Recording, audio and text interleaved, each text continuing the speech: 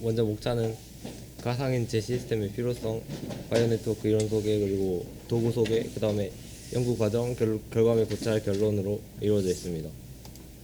먼저 가상인체 시스템이 왜 필요하냐면은 일단은 질병의 원인이 되는 타겟을 찾아야 되는데 그 타겟을 찾기 위해서 인피보 실험을 통한 그 타겟을 찾아야 되고 그 과정에서 2에서 3년이 소요됩니다. 그 다음에 그 타겟을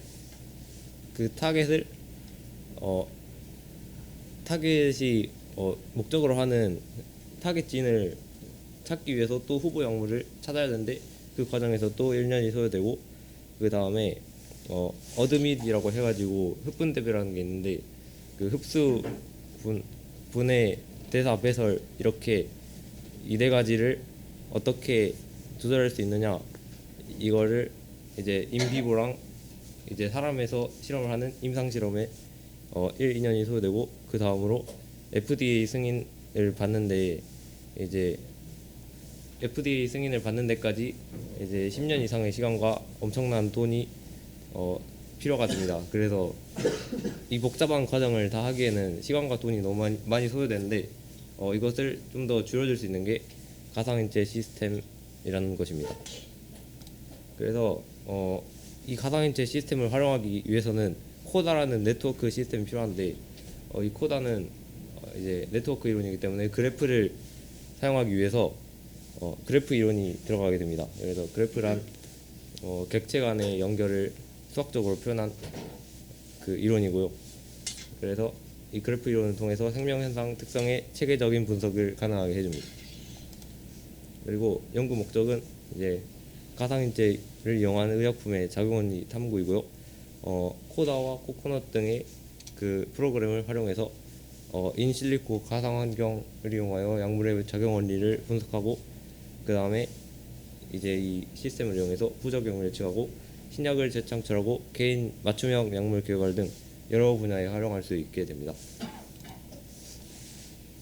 네, 저희가 이 실험을 하기 위해서 사용했던 데이터베이스에는 코코넛 그리고 드러그뱅크, 케그 등이 있습니다.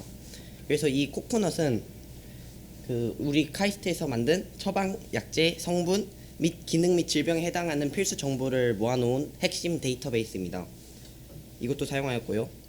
그리고 여기에는 특이한 게 목표 질병과 관계가 알려진 그 허브, 자연물, 그리고 컴파운드, 구성 요소, 그리고 타겟진을 알아내어 의약품의 작용 원리를 알아낼 수 있었습니다.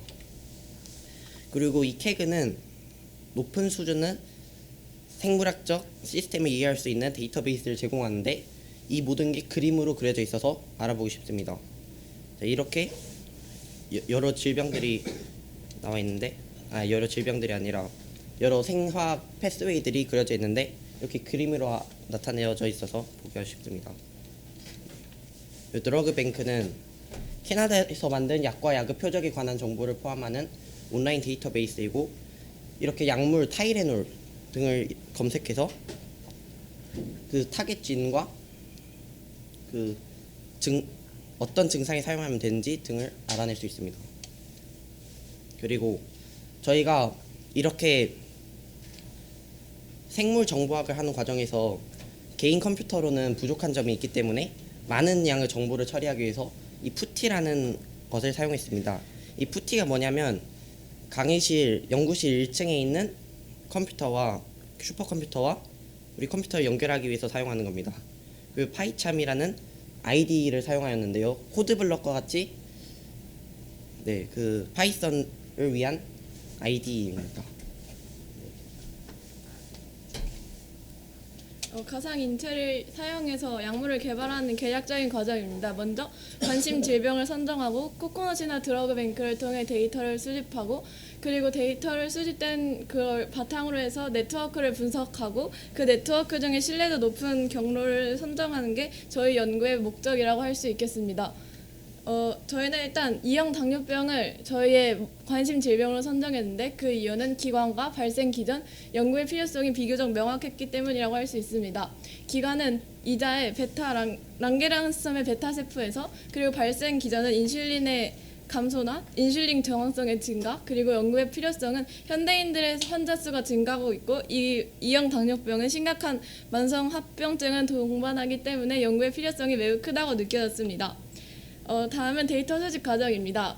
당뇨병 관련 약들을 저희가 아까 말씀드린 코코넛과 드러그 뱅크를 통하여 자료를 수집하였습니다. 이거는 코코넛의 파킨슨 병을 검색해본 예시입니다. 이렇게 파킨슨 병을 검색하면 관련 허브나 약물들이 나오게 되고 드러그 뱅크도 마찬가지입니다. 이제 코코넛과 드러그 뱅크에서 약물들이 쭉 나오면 그 피노타입과 컴파운드가 나오는데 앞에 있는 게 컴파운드이고 그 두 번째 있는 게 그 자료의 근거라고 할 수 있겠습니다. 그래서 여기 많이 언급된 컴파운드일수록 유력한 치료 성분이라고 생각을 해서 그 횟수에 따라 이렇게 순위를 매겨봤습니다. 그 다음은 이제 그 약물과 질병의 네트워크를 찾아야 되는데 그걸 이용하기 위해서 그 푸티를 이용해서 연구실을 구축한 코다 시스템에 연결하게 되었습니다. 가상인체 시스템을 간단히 말씀드리자면 공개된 데이터베이스와 그리고 문헌에서 데이터 마이닝을 통해 찾은 여러 자료들, 그리고 실험을 통해 찾은 여러 자료들을 바탕으로 질병 수준, 기능 수준, 분자 수준까지 모두 네트워크를 형성하는 것입니다. 그래서 저희가 이렇게 약물을 입력하게 되면 거기서 타깃하는 진이나 프로테인이 목표 질병까지 어떻게 도달하게 되는지 여러 네트워크를 알려주는 프로그램입니다. 그래서 이렇게 python coda.py라고 입력하게 되면 이렇게 현재 코다에 보유하고 있는 그런 컴파운드나 노드 그리고 엣지 등이 소개되게 됩니다. 저희는 여기서 1번을 활용해서 질병과 약의 여러 가지 경로를 찾았습니다. 그래서 여기 처음에 엔티티가 그 노드라고 할 수 있고 그걸 연결해주는 레퍼런스들이 그 각각의 노드가 연결된 근거라고 할 수 있겠습니다. 그래서 컴파운드와 디지스를 입력하면 이렇게 쭉 나오게 됩니다.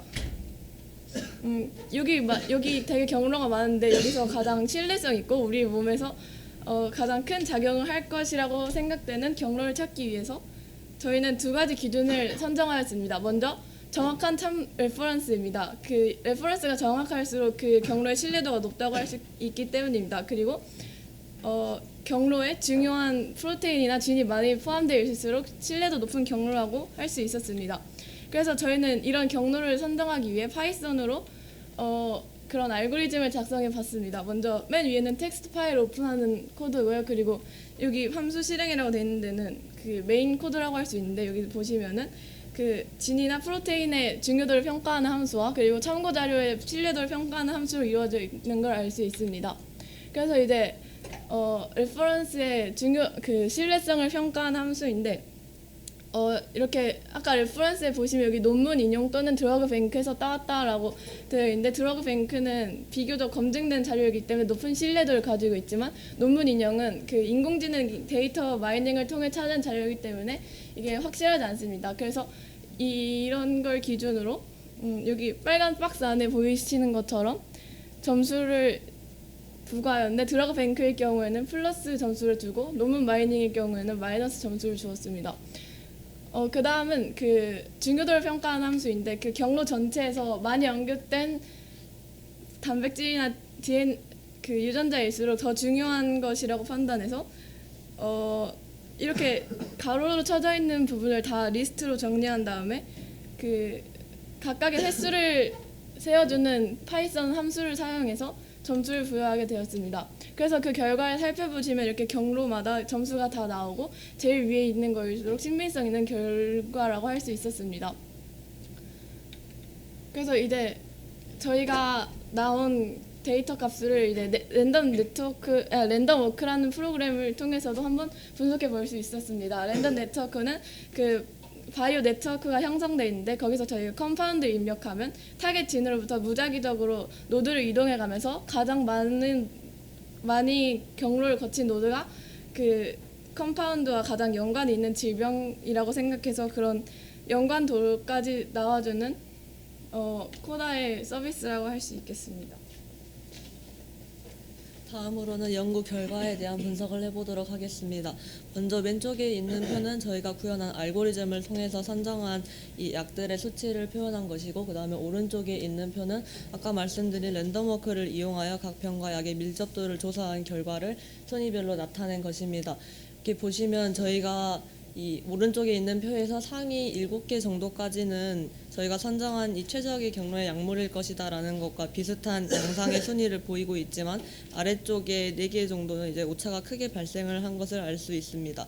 그리고 저희가 가장 효과적인 약물일 것이라고 선정한 저기 글리벤클라마이드라는 그 약물 같은 경우는 이 약이 이 저희가 선정한 질병인 당뇨병에 대해서 가장 큰 효과를 보이는 것은 아니다라는 오차를 발견할 수 있었습니다.